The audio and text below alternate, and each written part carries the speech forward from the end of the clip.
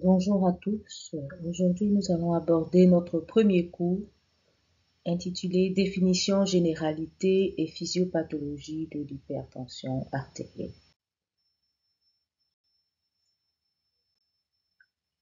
Les objectifs assignés à ce cours seront de définir l'hypertension artérielle et de préciser les seuils de définition en fonction de la technique de mesure utilisée et ensuite d'expliquer les mécanismes conduisant à une hypertension artérielle.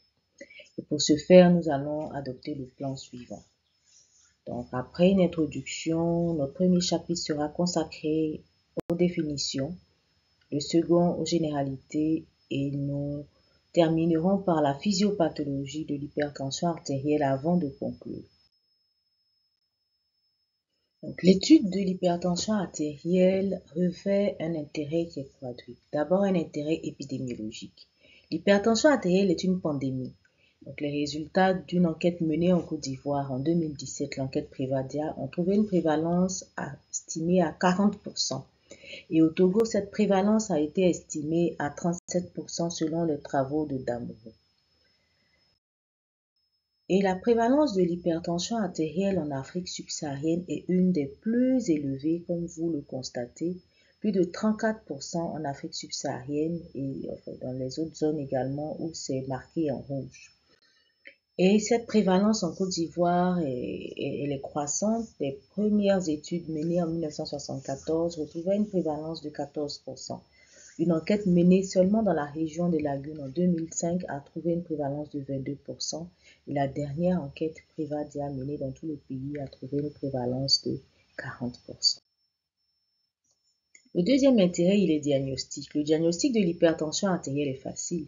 Il repose sur la mesure de la pression artérielle. Et cette mesure peut être réalisée au cabinet et on peut réaliser des mesures en dehors du cabinet pour corriger les erreurs de mesures faites au cabinet.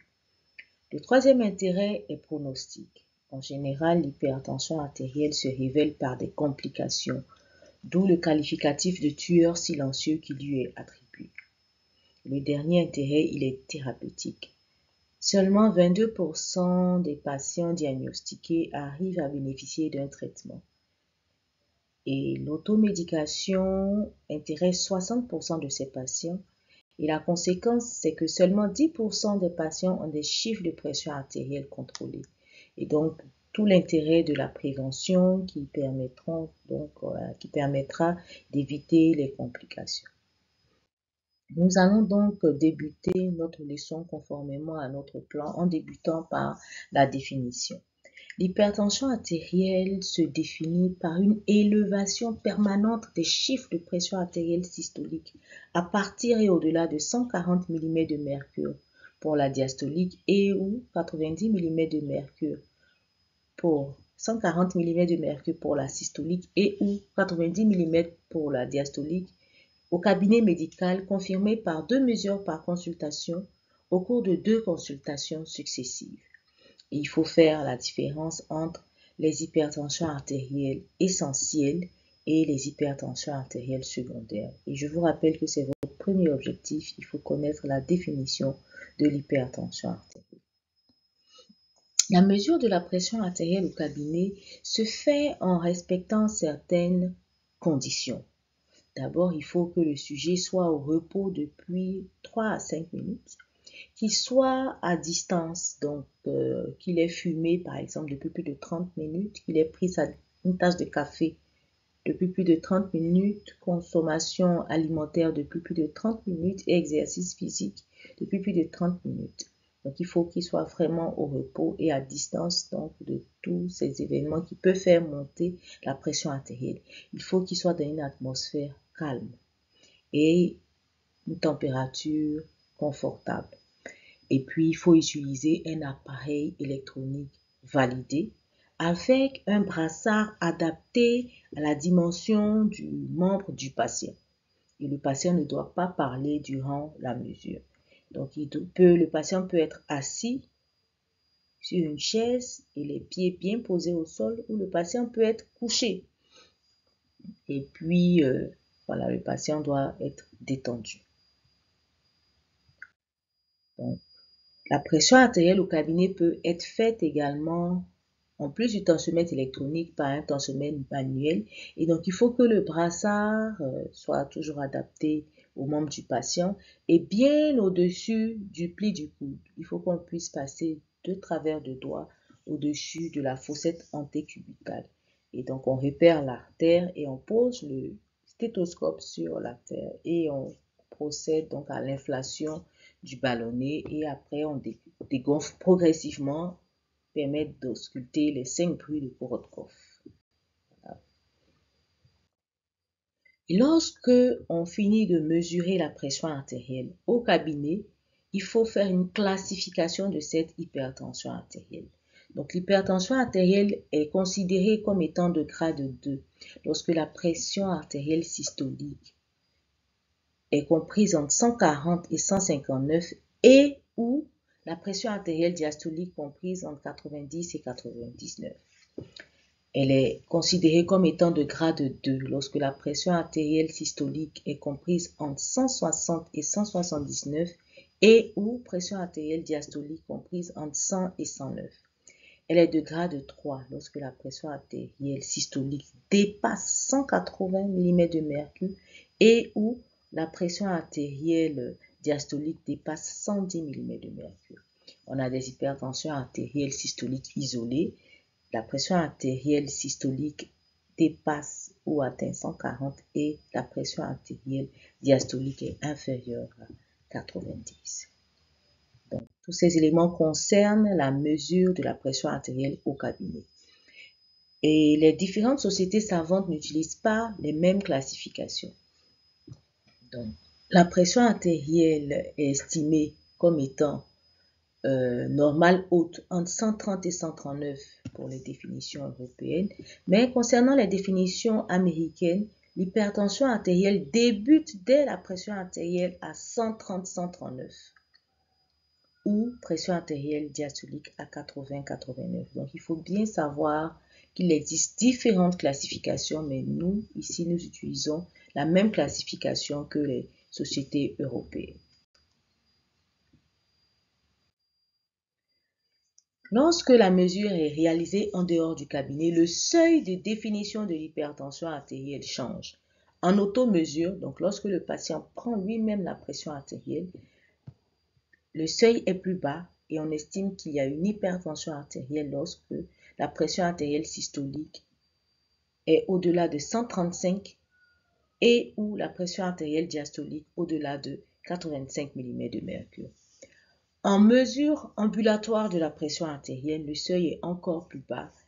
On estime que la pression artérielle est élevée lorsque la moyenne atteint 130 pour la systolique et ou 80 pour la diastolique. Donc, on va vous montrer en détail l'automesure tensionnelle. Donc, il s'agit donc d'un patient formé qui dispose d'un tensiomètre électronique et donc qui respecte les mêmes conditions que celles de la mesure au cabinet en position assise, donc un tensiomètre validé.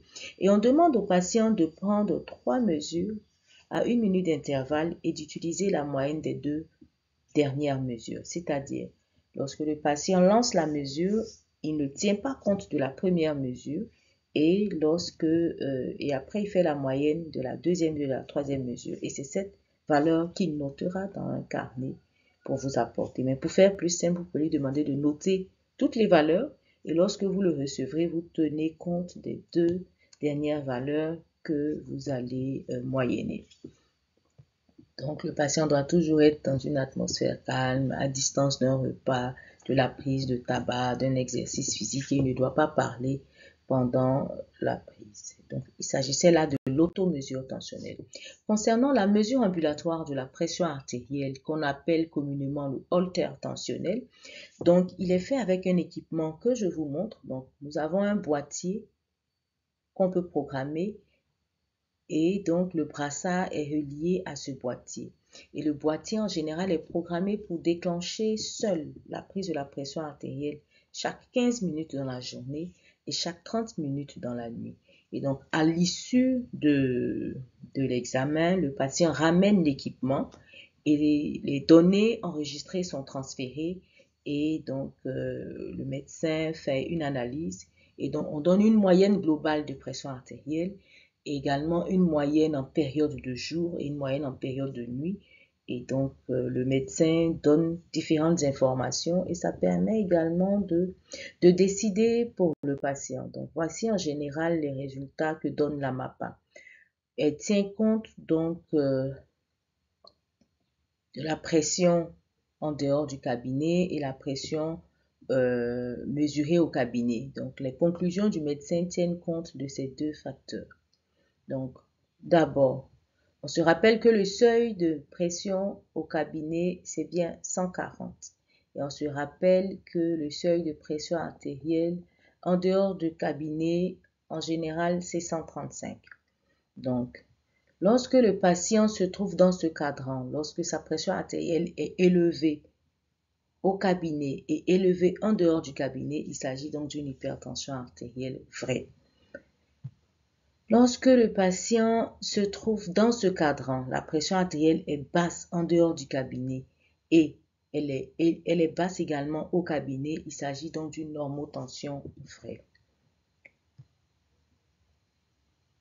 Au sein de ce cadran, le patient a une pression artérielle qui est élevée au cabinet, mais elle est basse en dehors du cabinet. On parle de syndrome de la blouse blanche.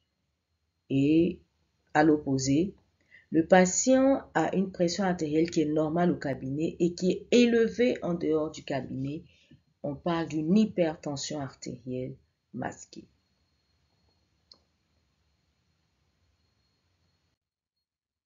Et donc, concernant également les mesures en dehors du cabinet, il existe une différence entre les classifications européennes et américaines. Donc, en mesure ambulatoire de la pression artérielle, la moyenne qu'on utilise pour la période de jour, c'est 135 pour la systolique et 85 pour la diastolique. Les Américains, eux, prennent un seuil plus bas. Donc, il faut retenir qu'en général, le seuil des Américains est plus bas avec une moyenne de jour de 130 pour la systolique et de 80 pour la diastolique. Donc, après donc cette définition, nous allons passer aux généralités.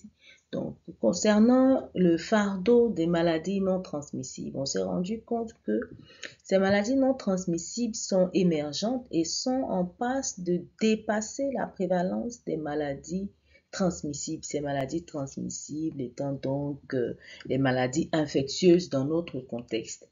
Et lorsqu'on regarde ces résultats, on se rend compte que les maladies cardiovasculaires occupent la première place des maladies non transmissibles suivies des cancers. Et on se rend compte que le fardeau des maladies non transmissibles est plus élevé dans les pays à revenus faibles, comme le nôtre. Et lorsqu'on regarde même la distribution des maladies cardiovasculaires par région, on se rend compte qu'il y a une prévalence élevée des cardiopathies ischémiques. Donc, vous avez ici le rose qui prédomine, mais surtout dans nos régions. Regardez, Afrique centrale, Afrique subsaharienne, même, voilà, Afrique de l'Ouest. Et donc, prévalence élevée des cardiopathies ischémiques, des accidents vasculaires cérébraux, surtout dans nos pays à revenus faibles. Et il existe différents facteurs qui contribuent donc à augmenter le fardeau de ces maladies non transmissibles, donc de ces maladies cardiovasculaires. Et on se rend compte que un des leaders parmi les facteurs métaboliques, c'est l'hypertension artérielle. Donc, tout l'intérêt de notre session de formation. Et le nombre de patients hypertendus, en général, voilà, dans le monde entier, a doublé. Donc, le nombre d'hypertendus a été multiplié par 2 en 20 ans.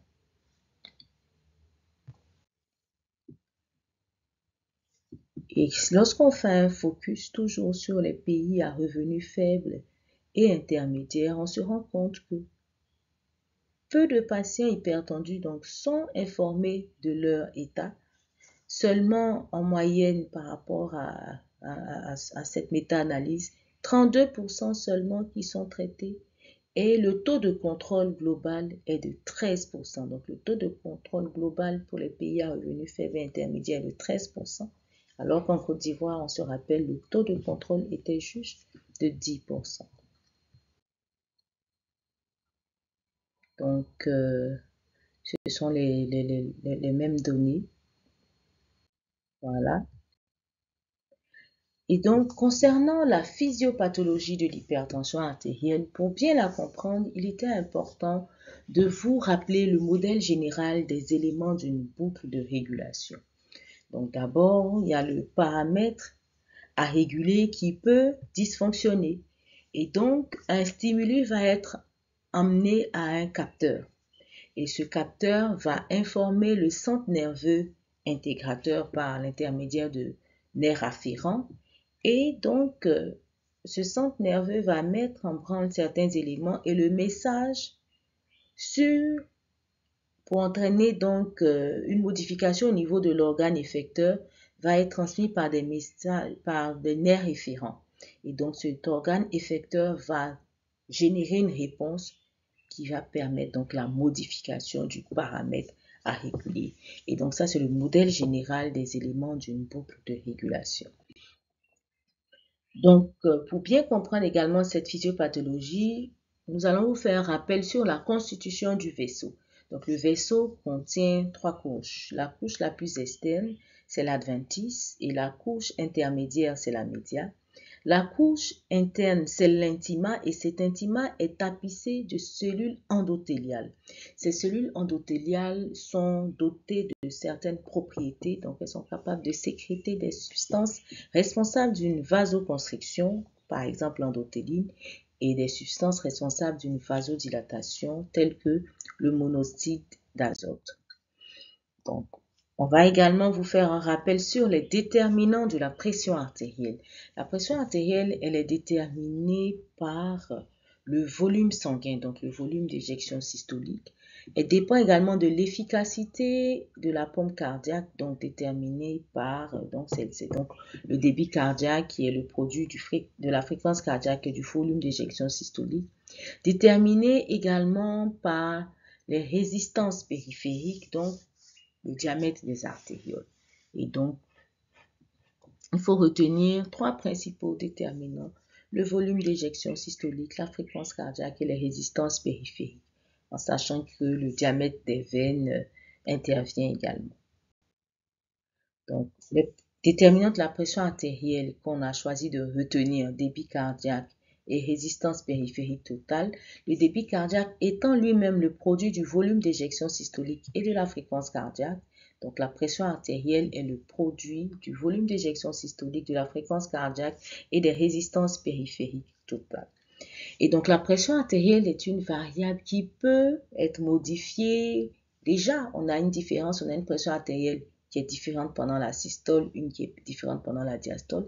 Et donc, cette pression artérielle est capable de s'adapter aux activités du sujet. Donc, il est important que l'organisme puisse réguler cette variable en tout temps. Et donc, pour ce faire, il existe différents mécanismes de régulation qui sont mis en jeu à 3 niveaux. D'abord, à court terme, de l'ordre de la seconde, cette régulation est réflexe et fait surtout intervenir le système nerveux central et permet surtout d'agir sur la fréquence cardiaque. Et lorsque ces mécanismes n'ont pas pu régler le problème, à moyen terme interviennent surtout les facteurs hormonaux. Donc, le système rénine-angiotensine qui permet surtout d'agir sur les résistances périphériques totales. Et à long terme, de l'ordre donc de quelques heures, le système rénine-angiotensine avec cette fois-ci l'entrée en jeu de l'aldostérone qui permet donc de réduire la volémie et l'action également des facteurs natriurétiques, donc action sur le volume d'éjection systolique.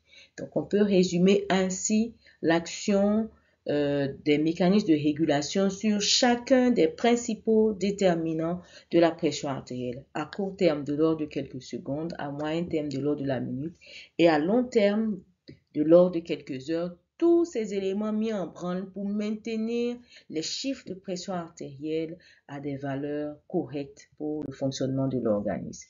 On va voir en détail le système rénine-angiotensine-aldostérone. On a donc devant une baisse de la pression artérielle, donc l'augmentation de la sécrétion de la rénine, donc qui va permettre la transformation de l'angiotensine, nos gènes en angiotensine 1, et sous l'action de l'enzyme de conversion, transformation de l'angiotensine 1 maintenant en angiotensine 2, qui va se fixer sur ces récepteurs AT1 et AT2. Donc l'angiotensine 2 étant le plus puissant vasoconstricteur de l'organisme qui va être responsable d'une augmentation de la pression artérielle. Et donc la fixation aussi de l'angiotensine 2 va être responsable de la sécrétion de l'aldostérone. Donc la résultante donc sera donc une vasoconstriction et donc augmentation de la pression artérielle. Et cette aldostérone va également avoir des actions sur le cœur. Donc, différents mécanismes sont impliqués dans la régulation de la pression artérielle et la pathogénie de l'hypertension artérielle. Donc, on l'a vu tout à l'heure, il existe donc des facteurs liés à la sécrétion de substances endothéliales, donc des substances vasodilatatrices telles que le monoxyde d'azote, on en a parlé, et certaines substances vasoconstrictrices qui vont donc contribuer pour certaines à faire baisser la pression artérielle et pour d'autres à faire monter la pression artérielle en fonction des besoins de l'organisme. Et lorsque ces mécanismes sont régulés, à ce moment va s'installer une élévation permanente des chiffres de pression artérielle. Donc, il existe également la conjonction de facteurs génétiques et des facteurs liés au mode de vie, tels que le stress, la sédentarité, le tabac, les facteurs environnementaux tels que la pollution de l'air, l'exposition au bruit, qui sont donc des facteurs qui conduisent à élever les chiffres de pression artérielle. Donc, lorsqu'aucun facteur précis n'est identifié, on parle d'hypertension artérielle essentielle. Donc, c'est la conjonction de facteurs environnementaux, de facteurs génétiques et d'anomalies de la viscosité sanguine, donc, qui vont contribuer donc à entraîner une élévation permanente des chiffres de pression artérielle. Et donc, lorsque les mécanismes de régulation mis en branle à court terme, à moyen terme et à long terme sont dépassés, va s'installer une élévation permanente des chiffres de pression artérielle qui s'appelle l'hypertension artérielle. Cette hypertension artérielle pouvant être essentielle lorsqu'aucun facteur n'est identifié, et cette hypertension artérielle peut être secondaire à une maladie. À ce moment, l'hypertension artérielle est donc juste une manifestation de la maladie. Et en général, les facteurs incriminés sont les facteurs rénaux, les facteurs hormonaux, incrimination également du système nerveux central. Lorsque l'hypertension artérielle est installée, elle va entraîner des modifications au niveau de la constitution des vaisseaux.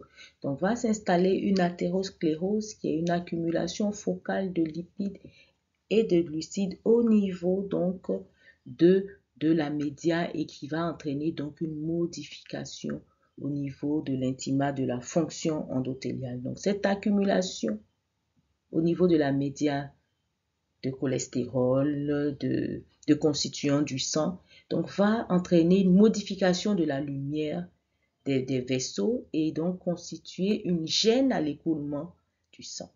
Donc, l'hypertension en elle-même, la dysfonction endothéliale liée au chiffre de pression artérielle élevé, l'apparition d'une athérosclérose, donc qui est le dépôt de cholestérol et des autres constituants au niveau des gros vaisseaux, ou l'artériosclérose, donc cette accumulation focale de lipides et de glucides au niveau des vaisseaux de plus petit calibre va entraîner des complications sur les principaux organes qu'on appelait avant les organes cibles, à savoir le cœur, le vaisseau, les yeux, le cerveau et le rein. Donc, atteinte d'organes, cœur, vaisseau, yeux, cerveau et rein. Donc, il existe des définitions variables en fonction de la technique de mesure de la pression artérielle. Et la pression artérielle, il faut retenir que c'est une pression artérielle, que c'est une variable qui est régulée. Donc, elle fait intervenir 3 niveaux de contrôle pour maintenir les chiffres de pression artérielle à des valeurs normales. Et lorsque tous ces mécanismes sont dépassés, pour plusieurs raisons, et lorsque la raison n'est pas identifiée, on parle d'hypertension artérielle essentielle. Et lorsque la cause est clairement identifiée, on parle d'hypertension artérielle essentielle. Et il faut savoir qu'en général, l'hypertension artérielle, elle est multifactorielle. Dans 90% des cas, l'hypertension artérielle est essentielle. Et c'est une pandémie, c'est une affection qui intéresse le monde entier avec des chiffres de prévalence plus élevés dans les pays d'Afrique subsaharienne. Donc, nous vous remercions pour votre attention et à très bientôt pour la suite du programme.